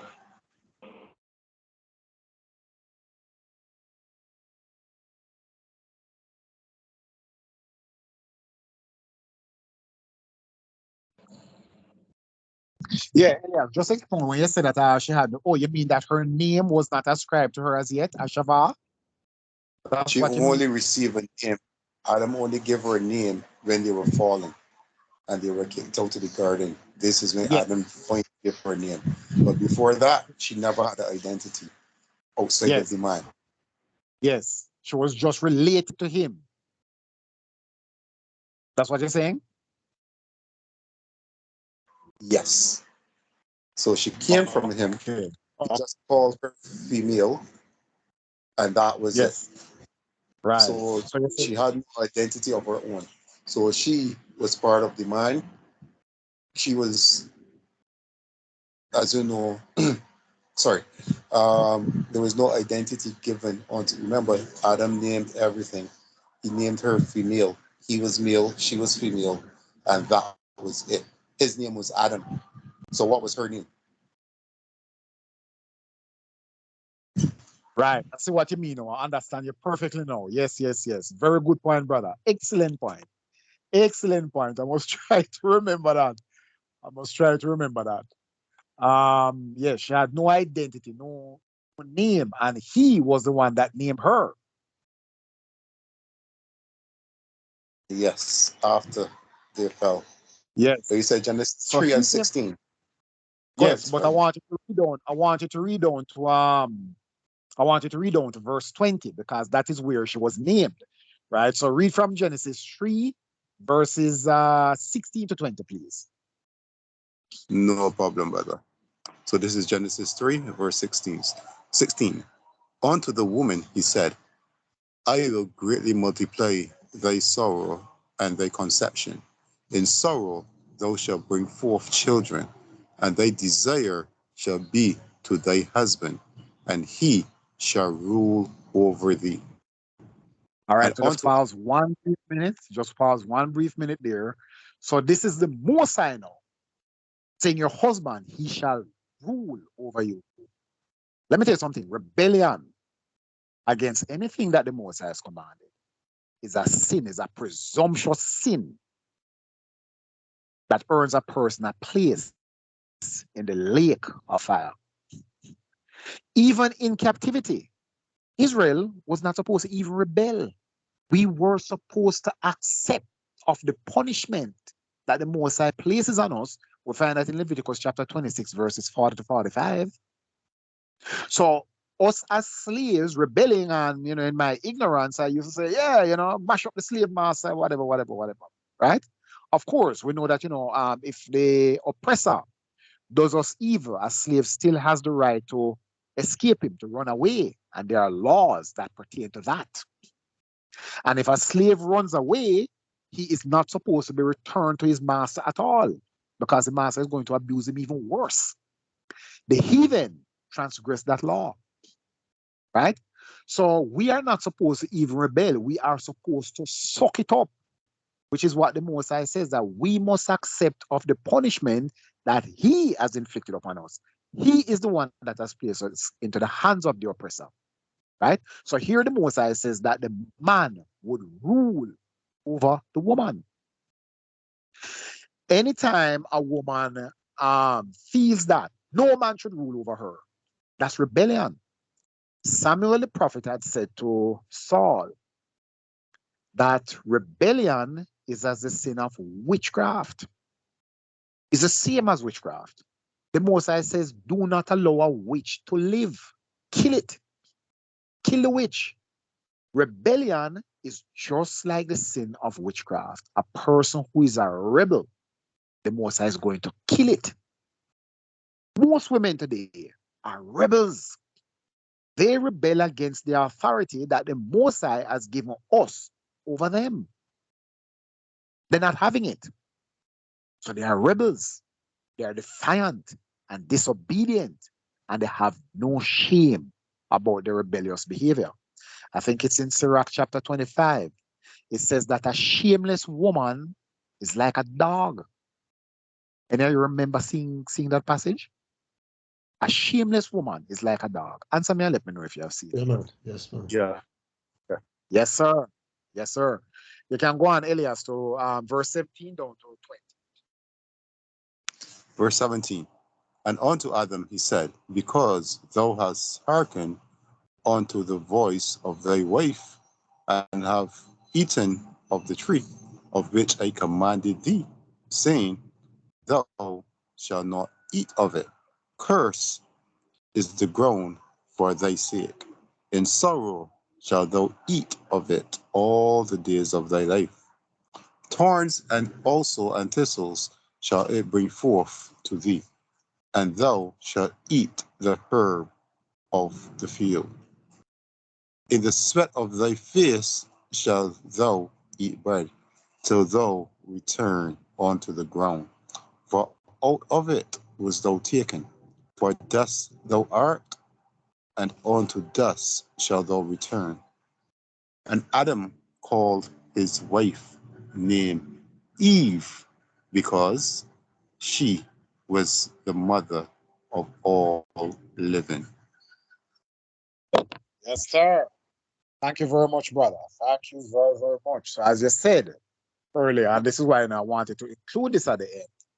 When you had pointed out, I just wanted to address it, that yes, it was Adam that named her because she had no identity, as you rightfully put it before earlier. She had no identity. She was just known as female, woman, right? But Adam was the one, just as he named the animals, Adam is the one that named the female, right? And she's called Eve because she's the mother of all living, right? And we know that because Adam listened to her, the laws were given to Adam. And without getting into the whole details of it, Adam allowed her to carry him astray, and he ended up listening to what she said. And we know the rest of the whole story. We see that in the pseudepigrapha as well, the details of it in the pseudepigrapha. Right? And so this is why we must never, women are supposed to listen to us, not the other way around. We as Israelites cannot be politically correct.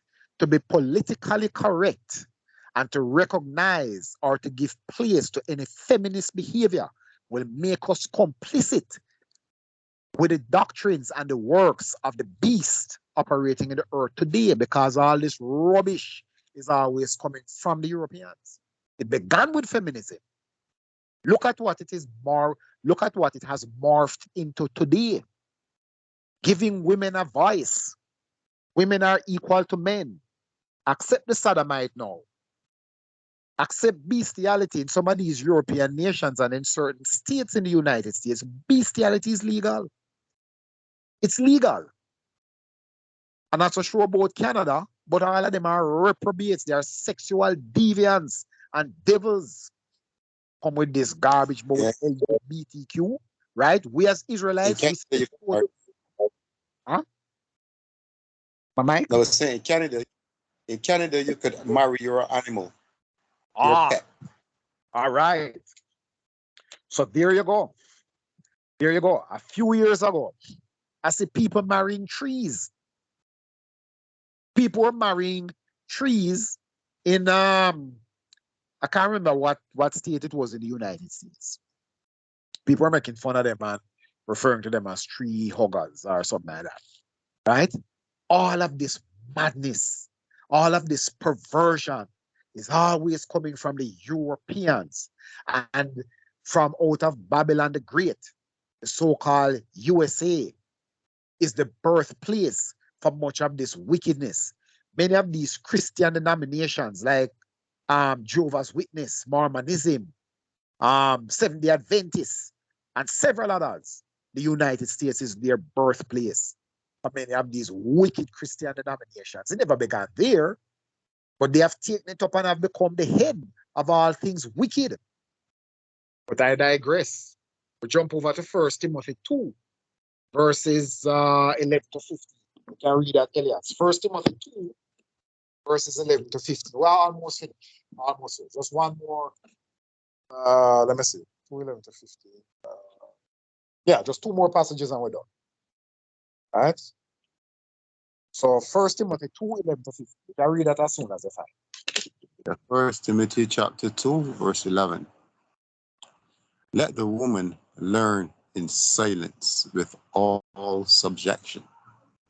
But I suffer not a woman to teach, nor to usurp authority over the man, but to be in silence. For Adam was first formed, then Eve.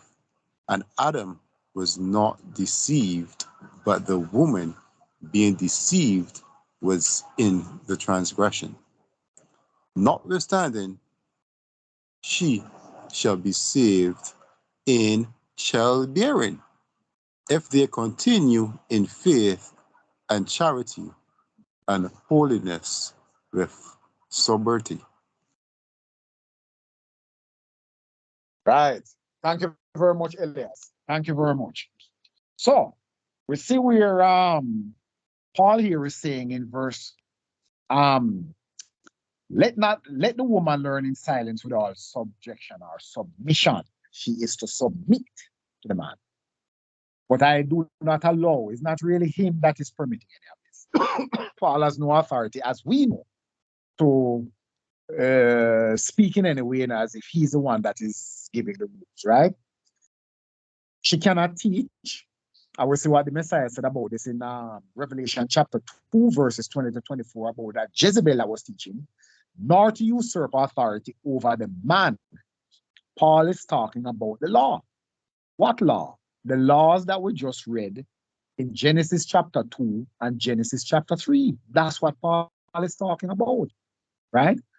She is not to usurp, she is not to have authority over the man. She's not to usurp authority. To usurp means to, let me see here, means to have authority or to take authority that was never given to her. The Most High never gave any woman any such authority. There's an order in the place of the Most High's kingdom. And a woman cannot rule, she cannot teach, she cannot have authority over any man except her son or sons that she has produced. No other male. She has no authority over any other male figure in Israel at all. And he says, why? For, or in other words, because Adam was first formed, then Eve. The fact that Adam was first formed makes the law of the firstborn apply to him, as we have been discussing all morning. The law of the firstborn applies to Adam. And Adam was not deceived, but the woman being deceived was in the transgression. We see this in Sirach 25 and 24 as well. We see it in Genesis chapter 3, verses 1 to 6 that we just read. Elias, can I give me show some deeper understanding for me on verse 15 when it says, notwithstanding, she shall be saved in childbearing, because we know that that's the purpose of the woman, to bear children. Just give me some further understanding on what verse 15 means, please. Well, with pleasure.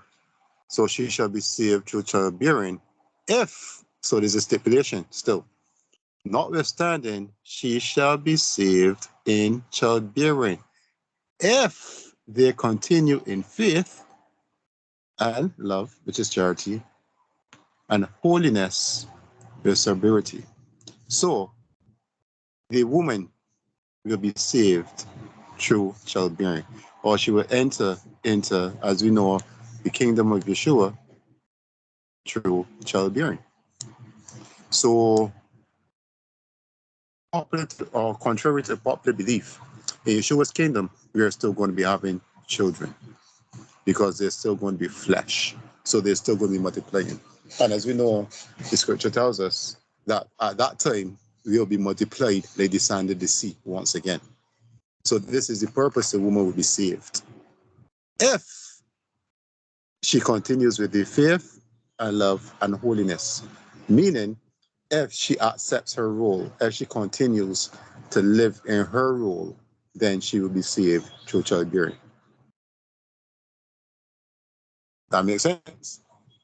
Yes, Elias. Just mention the last sentence because a call was coming in and I had to cut it off, right? So just repeat. Yes. So the women in the kingdom will be saved through childbearing because that is their role.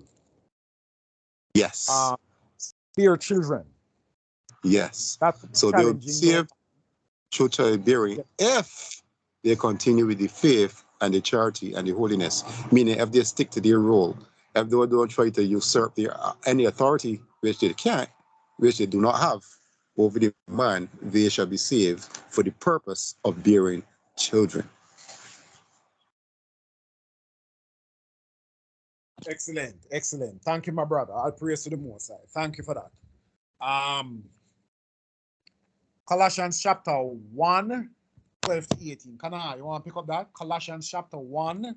We're going to look at, and this is the last place that we're going, right? We're going to look at the Messiah is the firstborn of all that was created, and he's also the firstborn of the dead or the resurrected.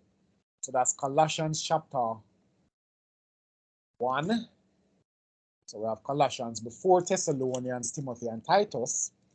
So Colossians chapter 1, verses 12 to 18. You can read it as soon as you find it, Kana. Yeah, Colossians chapter 1. Yes, 12 to 18. 12 to 18. Giving thanks unto the Father, which had made us meet to be partakers of the inheritance of the saints in light. Verse 13, who hath delivered us from the power of darkness and hath translated us into the kingdom of his dear Son. Verse 14, in whom we have redemption through his blood, even the forgiveness of sins, who is the image of the invisible Elohim, the firstborn of every creature. Verse 16, for by him were all things created that are in heaven and that are in earth, visible and invisible, whether they be thrones or dominions or principalities or powers, all things were created by him and for him. And he is before all things, and by him all things consist. Where should I stop again? At 18. Okay. 18.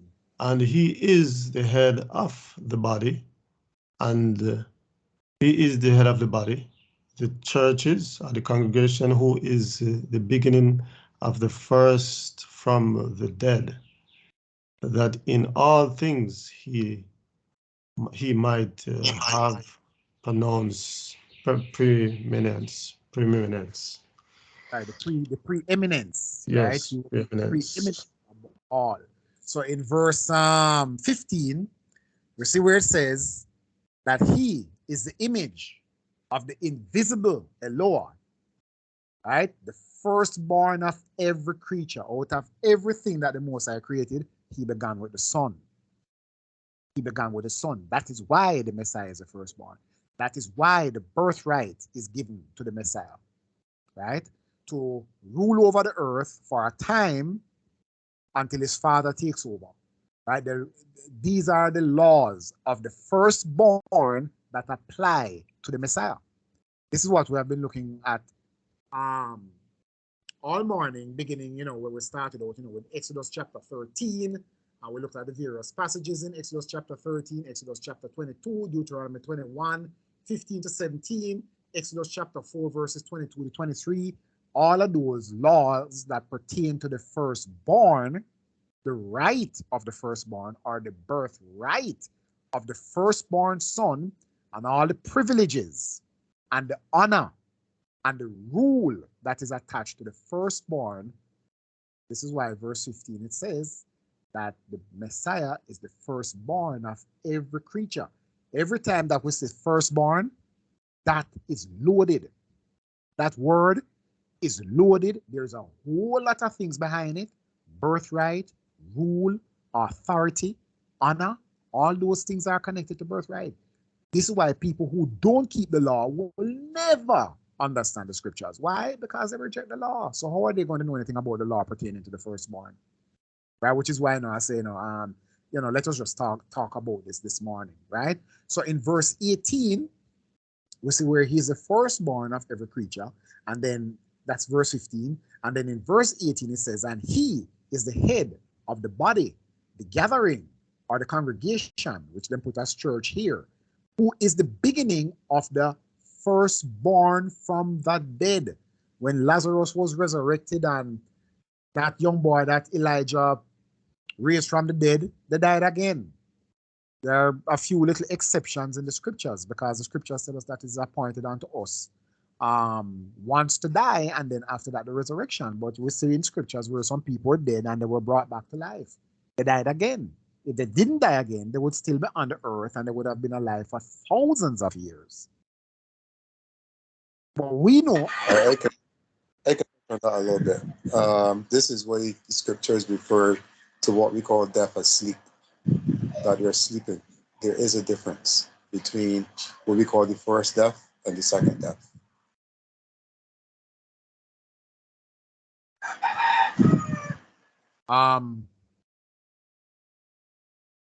So what is saying? That they were not dead? The people like Lazarus were not dead? What I'm saying, but we call it death. So what you're saying is correct, that they died, they were resurrected, or they rose from the dead, and they died again. And the scripture says that it's appointed for man once to die, and then the judgment.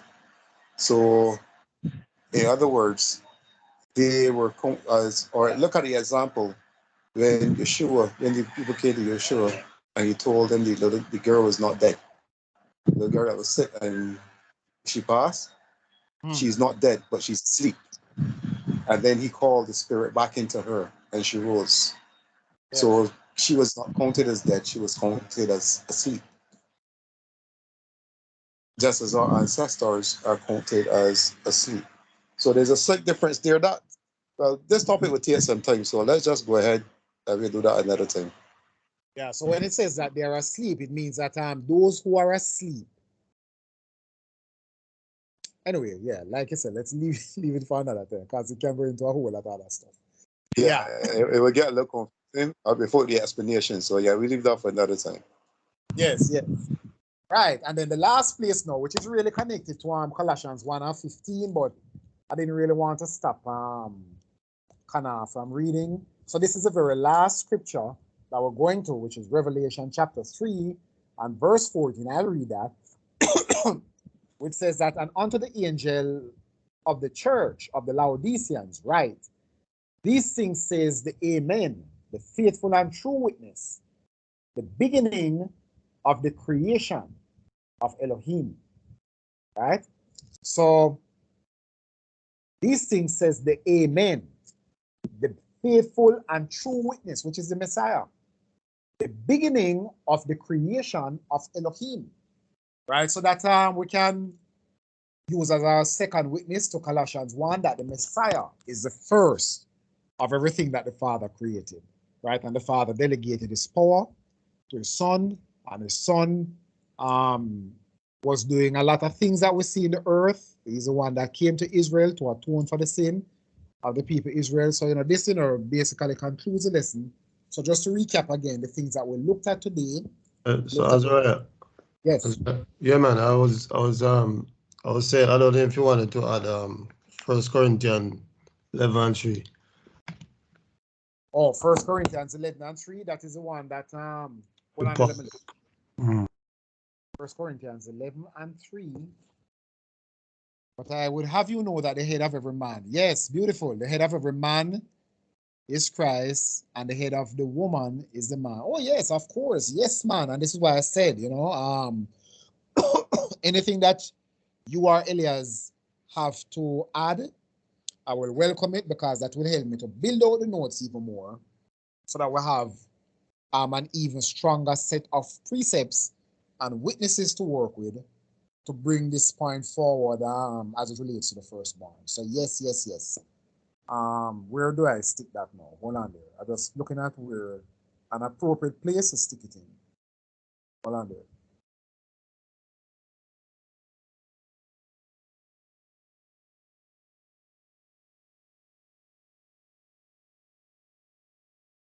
A minute.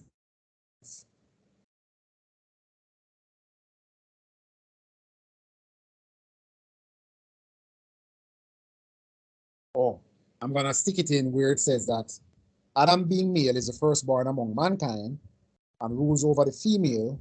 I'm just gonna stick it right in there.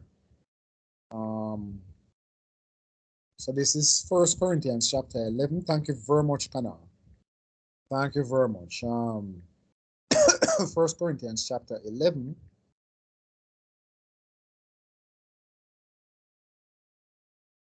Verses 1 to 3. Verses 1 to 3.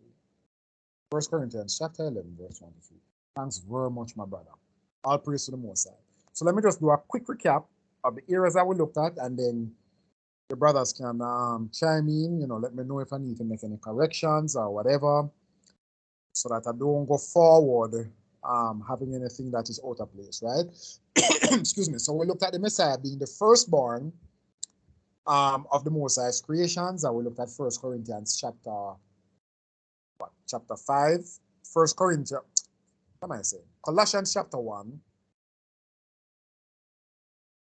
Colossians chapter 1, verses 12 to 18, and Revelation 3 and verse 14. We looked at the Messiah being the firstborn from the dead, or the resurrected. We looked at Adam being the firstborn of mankind, and that he has the birthright and the authority to rule over the female. We looked at Israel being the firstborn among all the nations in the earth. We looked at Levi being the firstborn among the 12 tribes of Israel from a spiritual perspective. We looked at the firstborn of all male children of Israel belonging to the Most High, and the firstborn of all male cattle and the flock belonging to the Most High, right? So these are 7 points about the firstborn that we looked at this morning. So this concludes the little presentation that I had. I hope that your brothers found it edifying or could get something from it. And can let me know, give me some feedback on what you think. I thank you, Kana, for the addition that you gave me a while ago. So over to the both of you.